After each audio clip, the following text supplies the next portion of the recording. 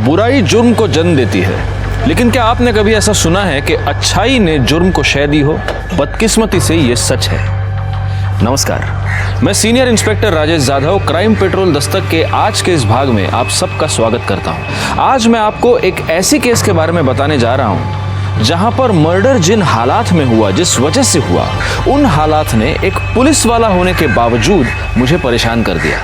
Victim के लिए sympathy थी, लेकिन उसे सिवाय न्याय दिलवाने के हम कुछ भी नहीं कर सकते थे।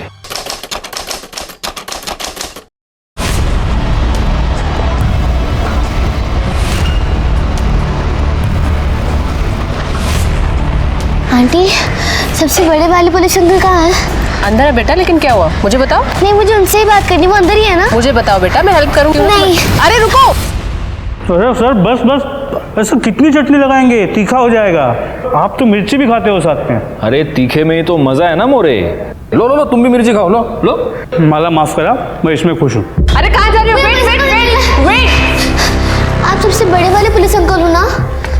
हाँ बेटा, क्या हुआ, क्या बात हुई? अंकल, आप प्लीज काजल दीदी को निकाल लो, वो अंदर ही है। प्लीज अंकल, आप चलो ना। एक मिनट, तुम अकेली पुलिस स्टेशन आई हो? तुम्हारे साथ कोई बड़ा नहीं है? तुम्हारे मम्मी पापा कहाँ हैं? मैं मम्मी को बताया था, लेकिन मम्मी को लगता है मैं झूठ बोल रही हूँ, इसलिए मैं उनको बिना बताए आई हूँ। अंकल, आप प्लीज चलो ना वहाँ पे। नाम क्या है तुम्हारा? कहाँ रहती हो तुम? मेरा नाम रियादेश पांडे है और मैं सामने वाली बिल्डिंग में रहती हूँ। ये जल विहार में? हाँ। ओके, बैठो बैठो बैठो बैठो बैठो। हाँ तो रिया, पानी पियोगी? नहीं। ओके, अब ये बताओ, ये काजल दीदी ये बहन है तुम्हारी? नहीं, बहन नहीं है, हमारी फ्रेंड है और वो मुझसे ऊपर वाले फ्लैट में रहती है। अंकल, आप प्लीज उनको निकाल लो ना। अरे लेकिन किससे छुड़ाए? वो अपने ही फ्लैट में है ना?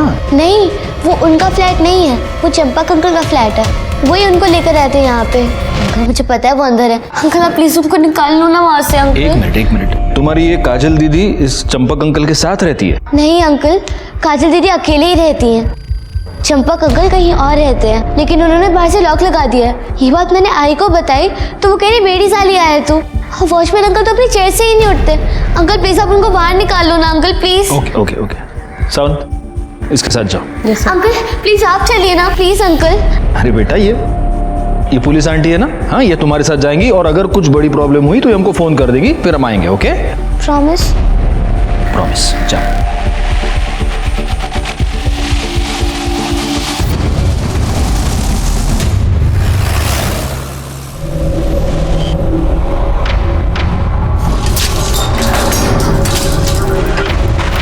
बेटा यहाँ तो ताला लगा है, कोई नहीं है अंदर। आंटी है अंदर, काजल दीदी है। आप लॉक तो खोलिए, मुझे पता है वो अंदर ही होंगी। बेटा, हम ऐसे किसी के घर का ताला नहीं खोल सकते। आप मेरी बात सुनिए ना प्लीज, वो सच्ची में अंदर है, मुझे पता है।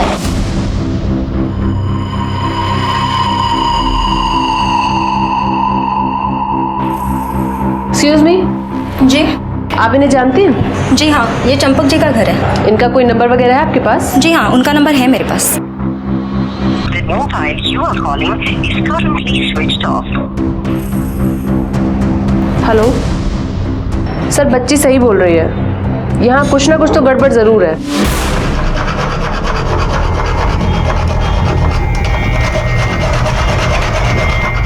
मम्मी, इतनी गंदी स्मेल कहाँ से आ रही है? कुछ नहीं बेटा।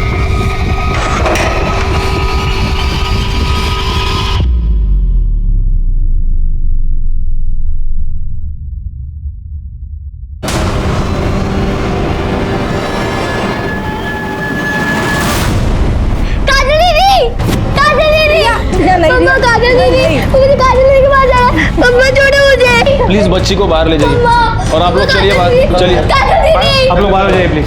मम्मा। मोरे, पूरा घर ठीक से चेक कर लो। ओ सर, खड़े। कोई चोट के निशान है? No sir. सर ये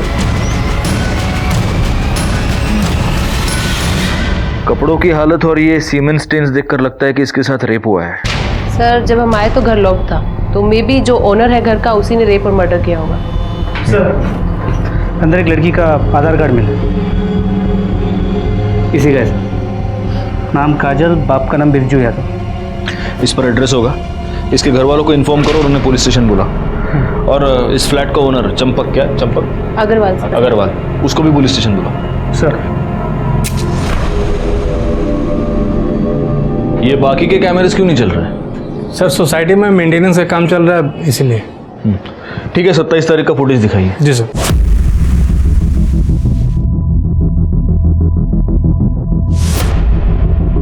सर सोसाइटी में पहले से सबको इन्फॉर्म कर दिया गया था कि 27 तारीख को मेंटेनेंस के चलते दिन में 2:30 से 5:30 के बीच लाइट नहीं रहेगी। लेकिन सर काम जल्दी पूरा हो गया तो लाइट 3:30 बजे आ गई। नहीं, इसका मतलब 27 तारीख का 2:30 से 3:30 से 1 घंटे का फुटेज ही हमारे पास नहीं है। नहीं सर। हाँ ठीक है मोरे, बाकी का फुटेज जल्दी से जल्दी कलेक्ट करो।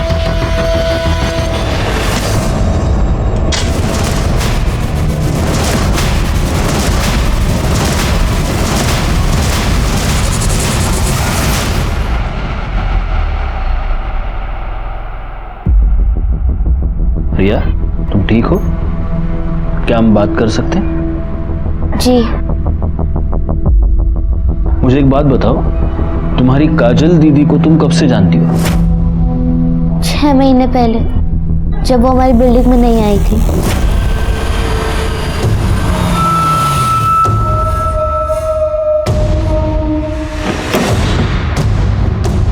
काजल, उतरो काजल, चलो। उन्होंने मुझे बताया था कि उनकी आई उन्हें छोड़कर चली गई थी। हम बोल रहे हैं थोड़ा सब्र करो, सब ठीक कर देंगे। अरे तुम्हारा बाप कौन सा बहुत बड़ा धंधा सेठ रहा जो हमें बातें सुना रही हो? हमारे बाप पे जाने की औकात नहीं है तुम्हारी। 2 कौड़ी के आदमी है तुम। चिरकुट पत्नी करने के अलावा तुम्हारे पास और कोई काम है क्या? हमें नहीं रहना है, हम जा रहे हैं। हमें छोड़ के मत जाओ, हम नहीं रह पाएंगे। हमें साथ लेके चलो, हम नहीं रह पाएंगे।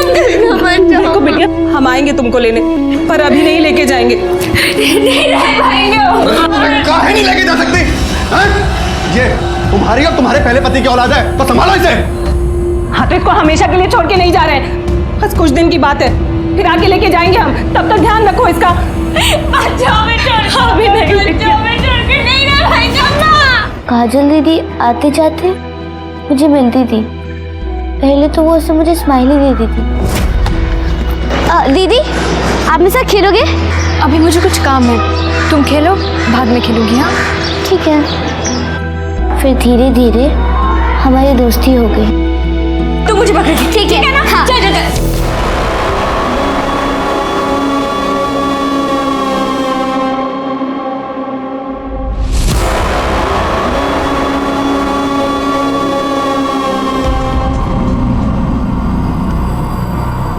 काजल, काजल,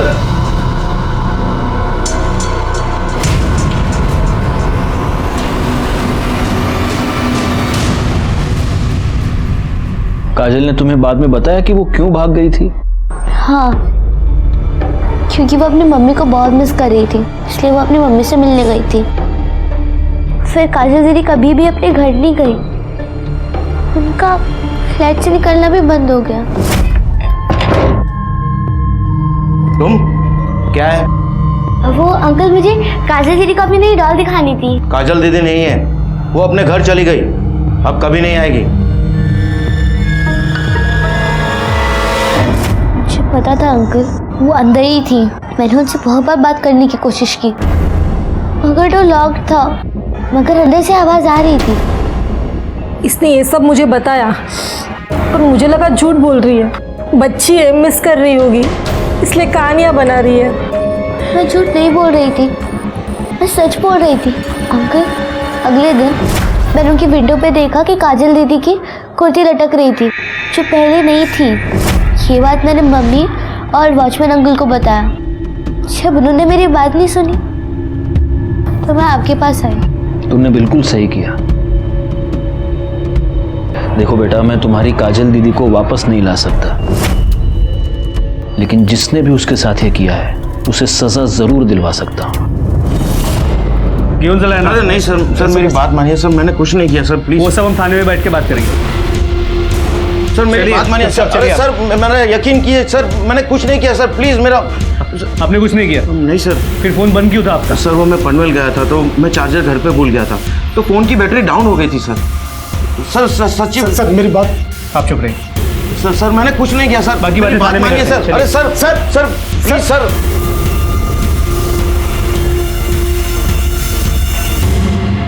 क्या काजल का मर्डर हो गया? किसने मारा उसे और क्यों? यही तो हम भी जानना चाहते हैं। वैसे जलविहार वाले फ्लैट की चाबी सिर्फ आपके पास थी। सर आप मुझ पे शक कर रहे हैं, मैं उसे क्यों मारूंगा?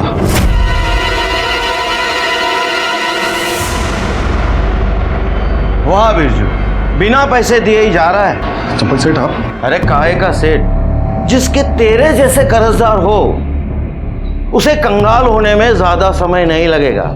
देख पहले मेरे 8 लाख रुपया वापस कर, फिर यहां से हिलने की सोचना, क्योंकि बिना पैसे मैं तुझे मरने भी नहीं दूंगा।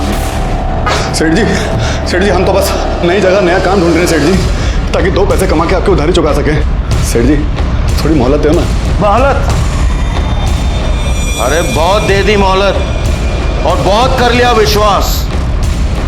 देख अब या तो तू मेरे पैसे वापस दे दे या कोई गारंटी। तो पहले से ही सब कुछ गिरवी रख चुके हैं सेठ जी, अब हमारे पास कुछ नहीं है सेठ जी। वो तू देख ले, पर आज मैं यहां से हिलने वाला नहीं।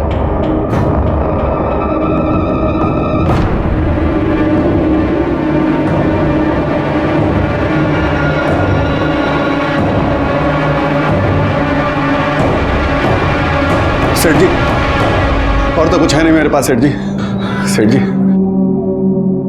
आप इसे गिरवी रख लीजिए सेठ जी, आपकी गारंटी हो जाएगी और हम कहीं भागेंगे भी नहीं सेठ जी। सर काजल को रखना मेरी मजबूरी थी, वरना मैं उस बिरजू को पूरे यूपी बिहार में कहां ढूंढता फिरता। तो काजल पर जबरदस्ती करना, उसका रेप करना, यह भी आपकी मजबूरी थी? क्या सर, रेप? जबरदस्ती? नहीं सर, रेप तो क्या, मैंने उसके साथ ऊंची आवाज में बात तक नहीं की। करड़े सर, इनका सीमेंट सैंपल टेस्टिंग के लिए भेज दो और काजल के कपड़ों पर जो सीमेंट मिला उसे मैच करके देखो और इनसे उस बिरजू का मोबाइल नंबर ले लो। ओके सर, चलिए।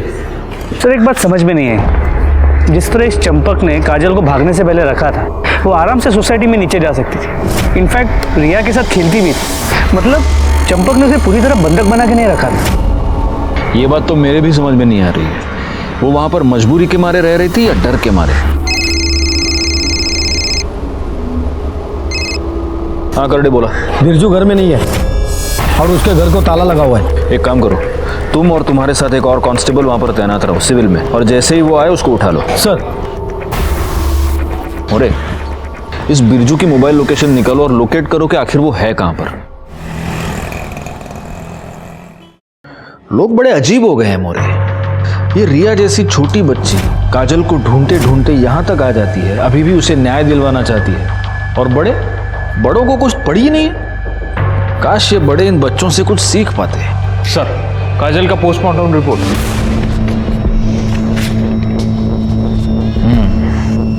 मौत का समय दोपहर को 2:30 से 3 के बीच। मौत गला दबाने की वजह से हुई है और मौत से ठीक पहले उस पर रेप किया गया है। वो तो उसकी कपड़ों की हालत से क्लियर था सर। एक और बात है मोरे, जब काजल की मौत हुई तब वो 2 महीने की प्रेग्नेंट थी।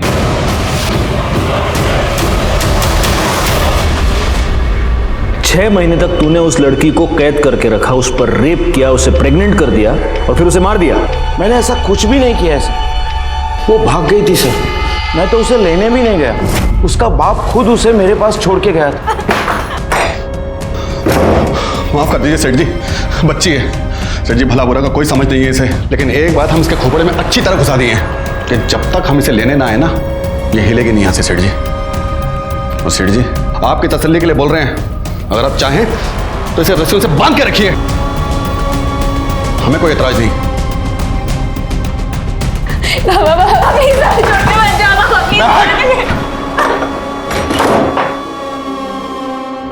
सर काजल के कपड़ों पे मिले सीमेंट स्टेन्स इसके सीमेंट से मैच नहीं करते। देखा सर, मैं झूठ नहीं बोल रहा हूँ सर। अब तो आपको प्रूफ भी मिल गया है सर। सर प्लीज प्लीज मुझे जाने दीजिए सर, प्लीज। जाओ। सर आपने इसे जाने क्यों दिया? कैसे बिठा के रख सकते हैं मोरे? इसके खिलाफ कोई भी ठोस सबूत नहीं है हमारे पास। कोर्ट में छूट जाएगा। ना वो उस घर में रहता था, ना उसका सीमेन मैच हो रहा है। अब बस एक तरीका है, काजल के पेट में जो 2 महीने का बच्चा पल रहा था, अगर उससे इसका डीएनए मैच होता है तभी हम इस पे हाथ डाल सकते हैं। सर उसका डीएनए रिपोर्ट भी जल्दी आ जाएगा, लेकिन अगर काजल के कपड़ों पे मिला सीमेन इसका नहीं है तो फिर वो किसका हो सकता है? इस सवाल का जवाब अब एक ही आदमी दे सकता है, बिरजू।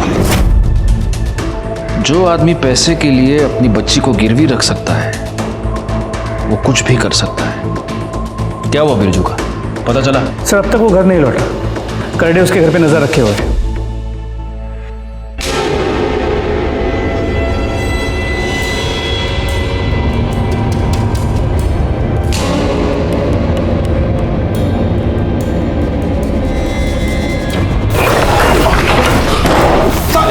भागने की इतनी भी क्या जल्दी है?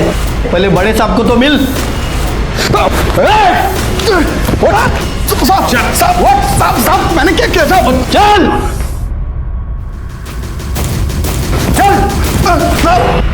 सौतेला बाप होने का बहुत अच्छा फर्ज निभाया तुमने। साहब हम सौतेले सही मगर सगे से भी ज़्यादा प्यार किए हैं उसको। उसकी माँ के जाने के बाद भी हम ही देखभाल किए थे साहब उसकी। हाँ हम जानते हैं कैसे देखभाल किया तूने। चल ये बता, 27 तारीख को दिन में कहाँ था तू? साहब हमेशा की तरह काम की खोज में इधर उधर भटक रहे थे साहब। तो तेरे को जब काम नहीं मिलता तो तू चोरों की तरह अपने ही घर में घुस के आते, या आज कुछ स्पेशल था तेरा? हाँ बैंक वालों का और चंपक सेठ का कर्जा सर पे चढ़ गया था साहब।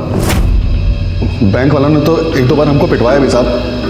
हमारी फिराक में रहते हैं, इसीलिए हमको अपने घर में चोरों की तरह जाना पड़ता है साहब। और उधर ये बीवी, ए सोना, किधर है वो? अरे काहे की बीवी साहब, वो तो हमें 6 महीने पहले ही छोड़ के चली गई। कहने को हमारी है, रहती किसी और के साथ है साहब। किसके साथ? वो पता नहीं क्यों? उसके चले जाने के बाद दोबारा उससे मिला नहीं कभी? एक बार घर पे आई थी साहब, मिलने नहीं, झगड़ा करने। अरे 10 बार बोल चुके हैं, हमें नहीं पता काजल कहाँ पर है। देखो हम आखिरी बार पूछ रहे हैं, बता दो कि काजल कहाँ है। पहली बार पूछो या आखिरी बार? हमने कहा हमें नहीं पता काजल कहाँ है। हम बोले थे कि बता दो, पर तुम नहीं बताए। अब बताओ। क्या बे, कहाँ है हमारी बिटिया? चंपक सेठ के पास। और जब तक हम उधारी का पैसा ना चुका दें उसका, चंपक सेठ ने उसे गिरवी रखा है अपने पास। क्या बे साले, हाँ? तुमने हमारी बिटिया को का सामान समझ रखा है? तो ये छोड़ के गई तो तुमने गिरवी रख दिया। बता दे रहे हैं हम दोनों को, अगर हमारी बिटिया को कुछ हुआ ना तो दोनों को चीर के रख देंगे हम। मदन के डर से हम अपने ही घर में छुप के रह रहे हैं साहब। और वो चंपक सेठ साहब बिना पैसे दिए वो काजल को नहीं छोड़ेगा साहब। हमारे लिए तो इधर कुआं उधर खाई है साहब। क्या करें हम? अब अगर तूने उसके पैसे दे भी दिए तो भी काजल तेरे पास वापस नहीं आ सकती, क्योंकि वो मर चुकी है। चंपक अग्रवाल के फ्लैट में किसी ने उसका मर्डर कर दिया है। बड़ा ही अजीब केस था, जहां रिश्ते रिश्तों को बेच रहे थे, उन्हें धोखा दे रहे थे। हमने बिरजू का सीमेन सैंपल काजल के कपड़ों पर मिले सीमेन से मैच करके देखा, लेकिन हमारे हाथ कुछ नहीं आया। अगर ये दोनों बेगुनाह थे तो फिर वो कौन आदमी था जिसने काजल पर रेप किया, उसे प्रेग्नेंट कर दिया और फिर उसका मर्डर किया? जो भी हुआ था वो उसी टॉप फ्लोर के फ्लैट में हुआ था जहां पर काजल कैद थी, और जिस फ्लैट में सिर्फ चंपक अग्रवाल की फैमिली ही आ जा सकती थी। इसीलिए हमने 27 अप्रैल का बिल्डिंग का सीसीटीवी फुटेज चेक किया और हमारे हाथ एक नई लीड लगी। अरे ये तो आकाश है। एक मिनट पॉज करो। सर ये चंपक जी का पोता है, कभी कभी यहाँ आता है। हो सकता है इसी ने रेप किया हो। एक काम करो, आगे का फुटेज दिखाओ, देखते हैं ये बाहर कब निकला है या फिर ये अग्रवाल फैमिली का कोई और मेंबर आया है या नहीं। दिखाओ जरा। बस सर इतना ही है। सर अगर वो आकाश है तो वो दिन में 2:30 बजे आया है और शायद इसी 1 घंटे के बीच वो वापस चला गया, क्योंकि उसके फैमिली का और कोई दूसरा मेंबर आता जाता दिखाई नहीं दिया। ओके मोरे, इस अग्रवाल फैमिली के बारे में पूरी इंफॉर्मेशन मुझे चाहिए। किसी अंदर के बंदे को काम पर लगा दो, कोई मेड सर्वेंट या कोई और। अभी ये चंपक सेठ का फैमिली के बारे में क्या बोलने का मैडम? वो फैमिली में सब जेंटलमैन लोग रहते। जेंटलमैन मतलब? इनकी फैमिली में ना 4 मर्द रहते। एक वो चंपक सेठ, उनका छोटा बेटा प्रवीण, उनका बड़ा बेटा नितिन और नितिन का बेटा आकाश। वो 4 लोग मेरे को घूरने का तो छोड़ो, लेकिन ऐसा आंख उठा के भी नहीं देखते। मैं 3 साल से उनके घर में काम करती है। एक दिन तो ना मैं मैडम एक लाल रंग की साड़ी पहनी थी, तभी इधर का सब लोग मेरे को देख के क्या बोला मालूम? बोला, सुनीता तू तो मार ही डालेगी सबको। मैडम, लेकिन ये घर का लोग कोई भी मेरे को पलट के भी नहीं देखा। एक दिन ना मैडम मैं ऐसा फ्रॉक जैसा ड्रेस पहनी थी, तब मैं सोची थी कोई नहीं तो यह आकाश तो मेरे को जरूर देखेगा। उसका तो अभी उम्र है ना, ये उम्र में तो सब चलता है, लेकिन वो भी नहीं देखा। वो तो दिन भर ना वो उसके आइटम है ना पूजा, उसके साथ फोन में लगा रहते, बात करते। दोनों का लफड़े की वजह से ना घर में एक दिन बहुत बड़ा राड़ा हो गया। मतलब इस आकाश को छोड़ के घर में सब ठीक ठाक सीधे हैं एकदम? अभी संत आदमी बोले तो नितिन भाऊ वही घर का सब काम काज देखता है, और ये प्रवीण भाऊ वो तो दारू पी के आता है रोज। ये बताइए चंपक अग्रवाल कैसा आदमी है? अभी चंपक सेठ क्या खराब होएगा मैडम, अभी उसका उम्र बच्चा है क्या? और ये नीतू मैडम है ना, ये सबको ऐसा सीधा करके रखी। हाँ, नीतू कौन है? नीतू बोले तो प्रवीण भाऊ की बाइको। चंपक सेठ और नितिन भाऊ की बाइको तो बहुत पहले गुजर गई मैडम, और ये नीतू मैडम है ना, वो ये सबको संभालती है। अब एक नीतू मैडम अकेली औरत है घर में, और उसका भी प्रवीण भाऊ से बहुत राड़ा चलता है। ये लेडीज परफ्यूम की स्मेल तुम्हारी शर्ट से क्या कर रही है? अरे ये तुम्हारा है। मेरा है? मेरा तो नहीं है, मैं इस शेड का परफ्यूम नहीं लगाती हूँ। तो और किसका होगा? हाँ? मतलब अब तुम घर से बाहर जाके मुंह मारना शुरू कर दिए है ना? यही सब रह गया था। इस तरह से बात मुझसे किया मत करो तुम। बहुत मूर्ख समझ के रखा है मुझे। वो प्रवीण भाऊ को क्या, चंपक सेठ को भी किसी लड़की के लिए बहुत सुनाई थी एक बार। अच्छा, इस घर में कोई लड़की भी रहती है? इस घर में नहीं मैडम, वो मालाड वाले घर में है ना, उधर रहती है। ये चंपक सेठ है ना, एक जवान छोकरी को मालाड वाले घर में रखा है। वो लड़की को लेके ना एक दिन बहुत राड़ा हो गया था घर में। तुमने जल विहार वाले घर की चाबियां किसी को दी थी? हाँ, प्रवीण लेके गए थे 2-3 बार चाबी तो। क्यों, तुम वहां क्या करने गए थे?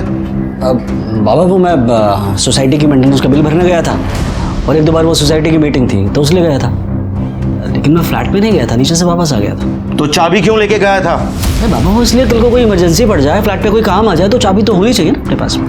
पापा अब इतने सवाल क्यों कर रहे हैं? और ऐसा भी क्या हो गया, घर ही तो है हमारा। और वैसे तो आकाश भी लेके गया था एक बार चाबी। आकाश, आकाश बाहर आओ। आकाश, हाँ 1 मिनट कॉल कर वापस। जी दादाजी, तू अपने पुराने फ्लैट पे गया था? फ्लैट पर? हाँ वो मैं गया था, ऐसे ही उस घर की याद आ रही थी तो सोचा एक बार होकर आ जाऊं। अच्छा, बड़ी याद आ रही थी तुझे। ये बता, काजल के साथ क्या किया? काजल? कौन काजल? अच्छा वो मेड काजल। दादाजी मैं उसके साथ क्या करूंगा, वो वहीं घर पे थी, मैं तो बस घर देखा और वापस आ गया। मतलब सुनीता के मुताबिक आकाश जल विहार गया था, लेकिन उसने काजल के साथ कुछ किया नहीं। Yes sir. सर सुनीता से इन्फॉर्मेशन मिलने के बाद मैं आकाश से मिलने चंपक अग्रवाल के घर भी गई थी, लेकिन वो वहाँ नहीं था। सर नितिन ने बोला कि वो कहीं घूमने गया है, कहाँ गया है, कब आएगा, किसके साथ गया है, कोई इन्फॉर्मेशन नहीं है सर। अच्छा सर, उसके कोई दोस्त का नंबर भी नहीं है। मतलब दोस्तों के नंबर नहीं है और आकाश फोन उठा नहीं रहा। जी, हमें जैसा दिखाया जा रहा है वैसा है नहीं। Anyway, good job Sawan. Okay sir, okay. मोरे एक काम करो, इस आकाश अग्रवाल के नाम का लुकआउट नोटिस निकालो, और जब तक वो ना मिले उसकी वो गर्लफ्रेंड पूजा, उससे पूछताछ कर दे। लेकिन सबसे पहले हमें चलकर रिया से बात करनी होगी। आओ रिया, ये चॉकलेट तुम्हारे लिए। अंकल, मुझे चॉकलेट नहीं खानी। काजल दीदी को किसने मारा? आपको उनके बारे में पता चला? उसी के लिए हमें तुम्हारी मदद चाहिए। मोरे ये देखो, तुम इसे जानती हो? हाँ, कि आकाश भैया है, चंपक अंकल की ग्रैंड से। अंकल, ये भैया बहुत बुरे हैं, कि मुझे बिल्कुल अच्छे नहीं लगते। बुरा है? क्यों बुरा है? क्या किया इसने? एक दिन जब मैं काजल दीदी के साथ खेलने के लिए उनके फ्लैट में गई थी तो मैंने देखा। छोड़ो तुझे? क्यों छोड़ू तुझे मैं?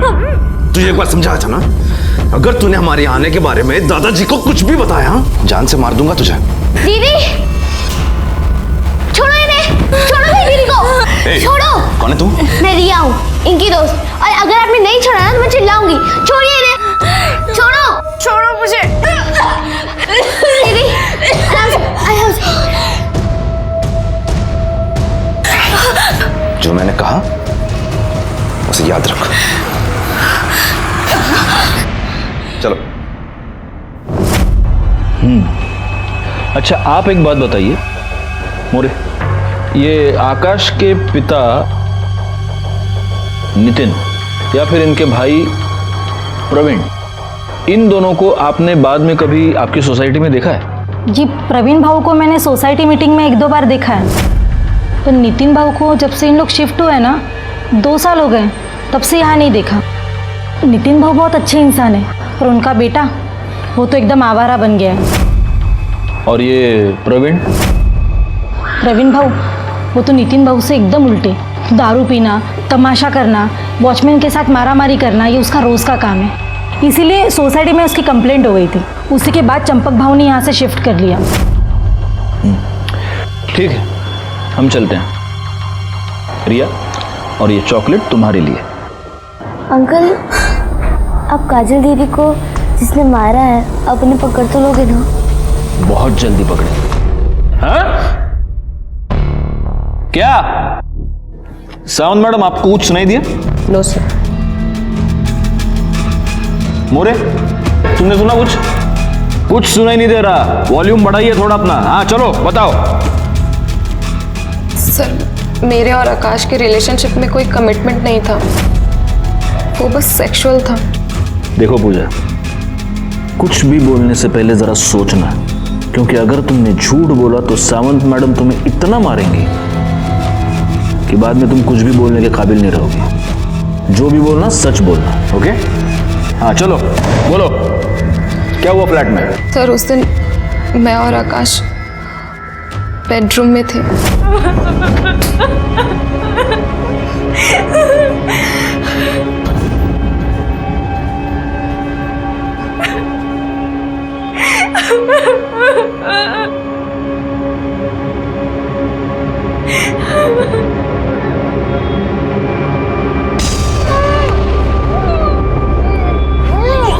छोड़ो मुझे, छोड़ो, बचाओ, छोड़ दो मुझे, प्लीज छोड़ दो मुझे। शर्म नहीं आई तुझे? एक लड़की होके दूसरी लड़की के साथ ऐसा करते हुए? तेरी माँ को बताऊं तेरी इस हरकत के बारे में? मुझसे गलती हो गई, प्लीज मेरी आई को कुछ मत बोलना। आकाश कहाँ है? सर, मुझे नहीं पता आकाश कहाँ है। वो तो मेरा फोन भी पिक नहीं कर रहा है। जल्दी जल्दी आओ, इधर खुदाई का काम करो, थोड़ा पानी का टाकी बनाने का। आओ, इतना चौको ना करो। हाँ, संभालो, संभाल के जरा। अरे ये क्या है? हटो, पीछे हटो।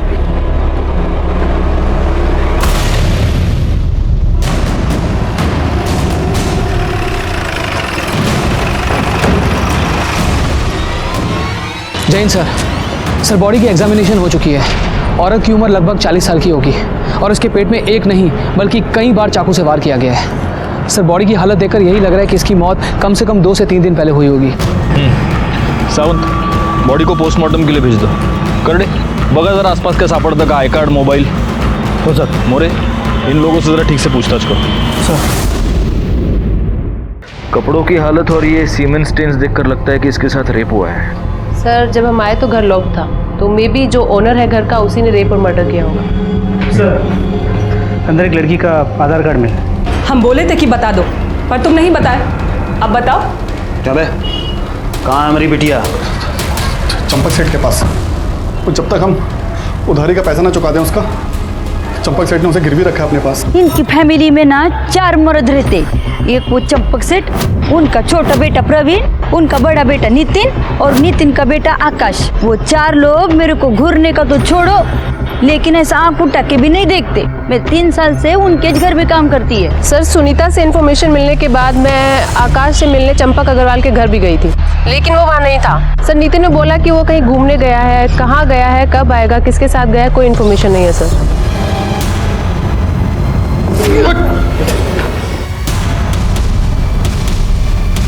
सर, ये तो काजल की माँ सोना है। क्या? हाँ सर, इसका मैंने फोटो बिरजू के घर पे देखा था। सोना का मर्डर हमारे लिए बहुत ही शॉकिंग था, और शॉक के साथ साथ ये मर्डर हमारे लिए एक डाउट भी लेकर आया था कि क्या इन दोनों माँ बेटी के मर्डर्स का आपस में कोई कनेक्शन था, और अगर था तो क्या था।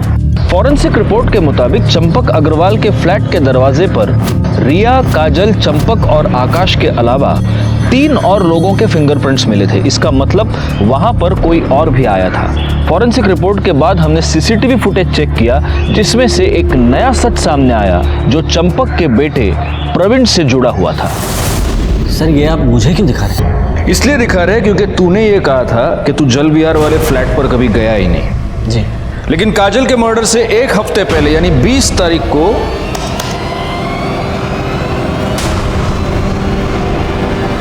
ये तुम ही हो ना?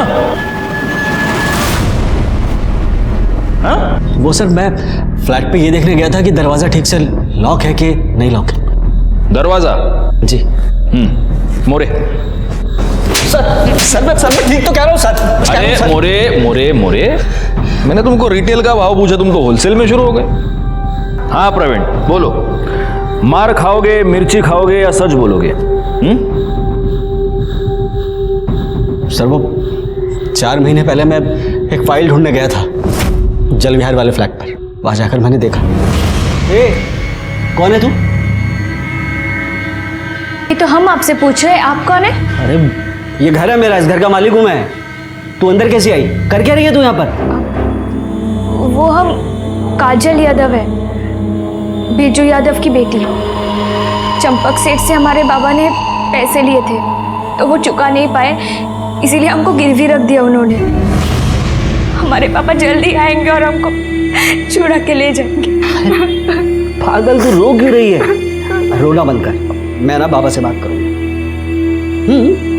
मैं बाबा से बात करूंगा। ये कोई बात होती है कि पैसे के बदले में लड़की को लेकर आ गए? मैं बाबा से बात करूंगा और वो देखना।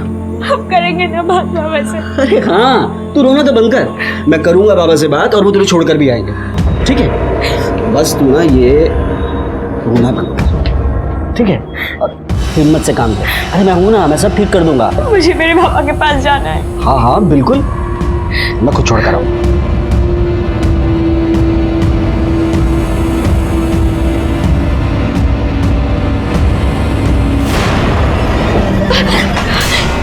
क्या कर रही है तू?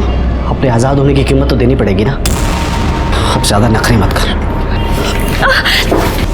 छोड़ो मुझे, छोड़ो। बाबा तो सिर्फ तुझे लेकर आए थे, मैं ना तेरे बाप का खरीद छीन लूंगा, समझी ना? ये जो झूठ मूठ की आजादी तुमने उस बेचारी लड़की को दे रखी थी, उसकी कीमत कितनी बार वसूल की तूने? हाँ, तो ठीक से याद नहीं है, लेकिन 3 या 4 बार।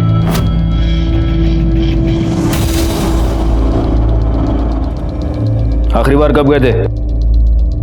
1 हफ्ते पहले। साले, तुझे जो चाहिए था वो सब कुछ तुझे मिल रहा था, तो उसको मार क्यों दिया? सर, मैंने काजल को नहीं मारा सर, मैं कसम खाकर कहता हूं मैंने उसको खून नहीं किया। करड़े, इसका सीमेंट सैंपल टेस्टिंग के लिए भेज दो। काजल के कपड़ों पर जो सीमेंट मिला उससे मैच करके देखो। लेके जाओ इसको। सर चल। और सुने प्रवीण, तेरा टेस्ट नेगेटिव भी आया ना, तो रेप केस के चार्ज में तो अंदर कर ही दूंगा तेरे को मैं। आप मेरी बात सुनिए। चल रहे, मेरी बात तो सुनिए आप। अरे सर, आकाश ने अभी पूजा को कॉल किया था, हमने उसकी लोकेशन ट्रेस कर ली है। कहाँ पे? न्यू पनवेल में।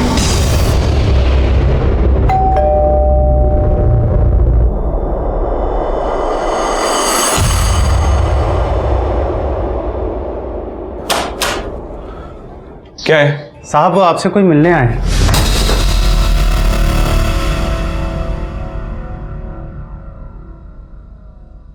काजल पर कितनी बार रेप किया तूने? सर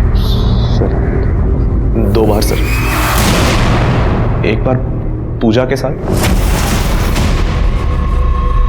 दूसरी बार last month. Sir sorry sir, मैंने बहुत ज़्यादा पी रखी थी सर, और उसके बाद पूजा भी अवेलेबल नहीं थी सर, तो मैं वहाँ चला गया।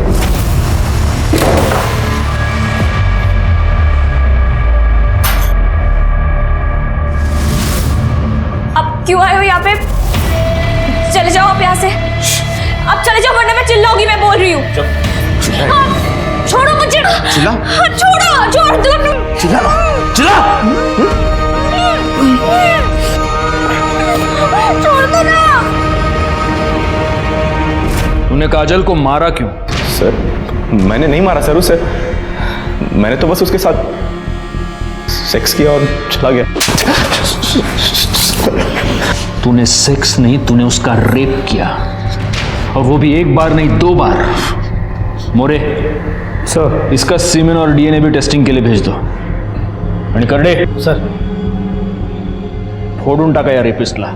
सर सर सर सर मैंने नहीं मारा सर, सर मैंने नहीं मारा सर। डीएनए रिपोर्ट से यह साबित हो रहा था कि काजल के गर्भ में पलने वाला बच्चा प्रवीण का था, और उस पे कपड़ों पर जो सीमेन मिला था वो आकाश का।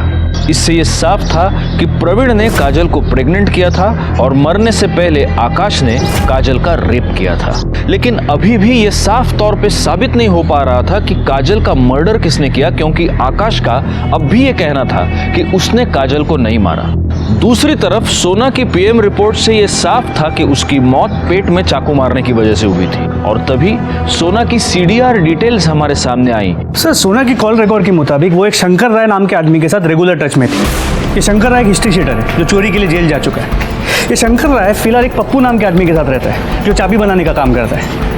अब सर सबसे इंटरेस्टिंग बात यह है कि 27 अप्रैल को दोपहर 3:37 पे ये शंकर और पप्पू जल विहार बिल्डिंग के सीसीटीवी फुटेज में देखे गए, सोसाइटी से बाहर निकलते हो 3:37 पे। यानी काजल के मर्डर के बाद उठा लो दोनों को।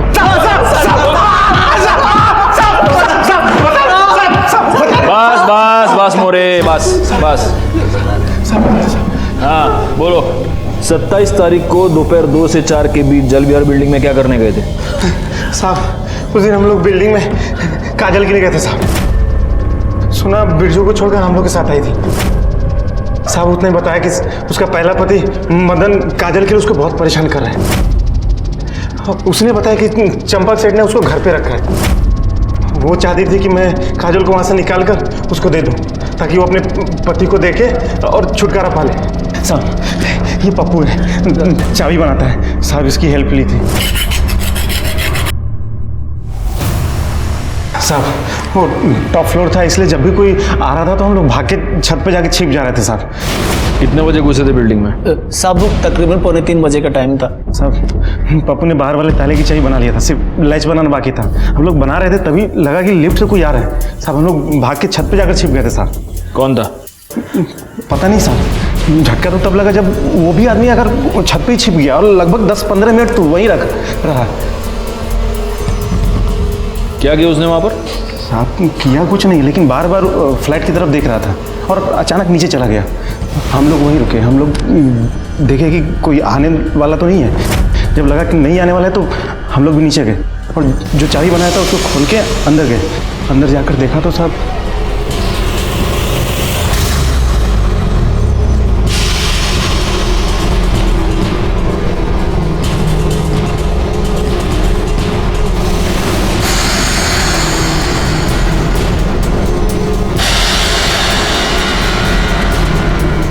ये तो मरी हुई है। यार देख, ये कोई बड़ा लोचा लगता है। इससे पहले कोई हमें देख ले, यहाँ से निकल लेते हैं। उस आदमी को पहचान सकते हो? स्केच बनवा सकते हो उसका? हाँ साहब। सर जिस दिन काजल का मर्डर हुआ था उस दिन सोना यादव और मदन का मोबाइल लोकेशन बिरजू के घर का दिखा रहा है। और एक बात सर, सोना का मोबाइल भी वही लोकेशन पे बंद हुआ था। मोरे, इस बिरजू को उठा लो। हो सर। और इन दोनों को स्केच आर्टिस्ट के सामने बिठा दो। पता तो चले ये दूसरा आदमी है कौन।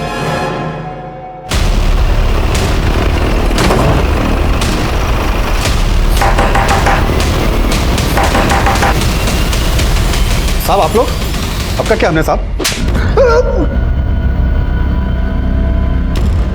सोना को क्यों मारा?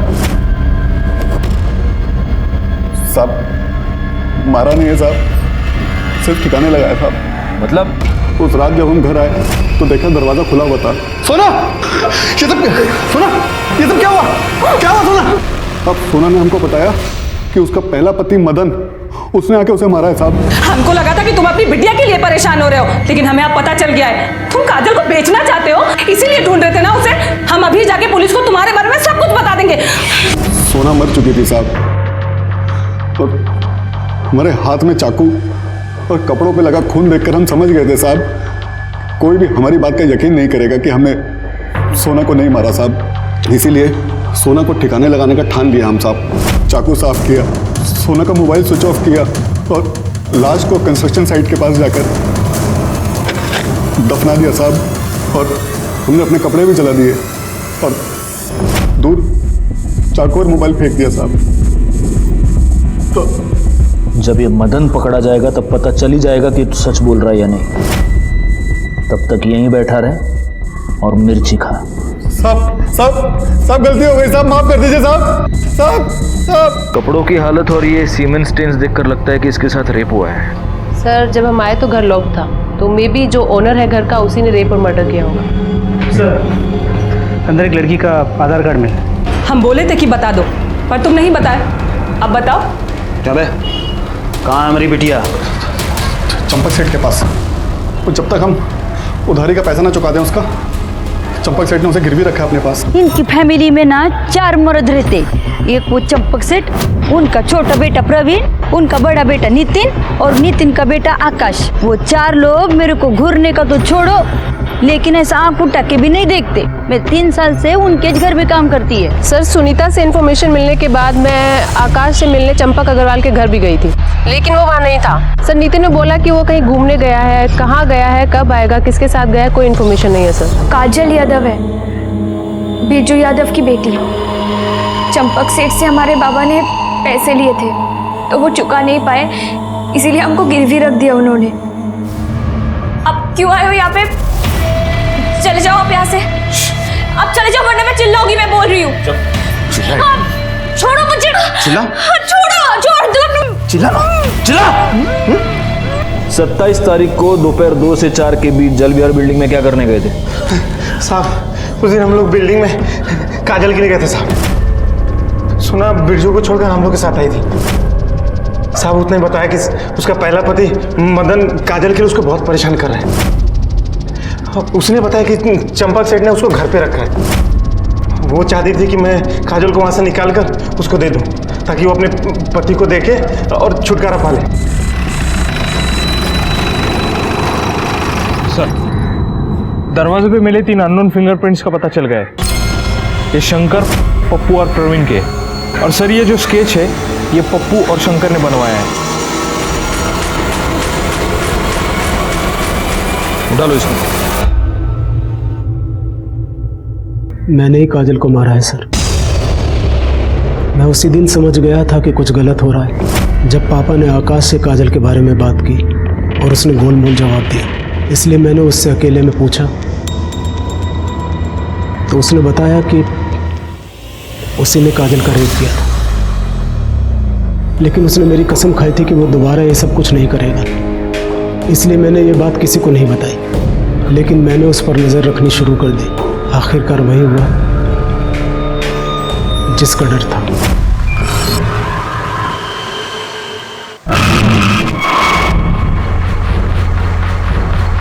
मैंने ये सोच लिया था कि आज ही ये सब कुछ खत्म कर दूंगा, इसलिए मैं टेरेस पर चला गया और आकाश के जाने का इंतज़ार करने लगा। उसके जाते ही मैं फ्लैट में गया और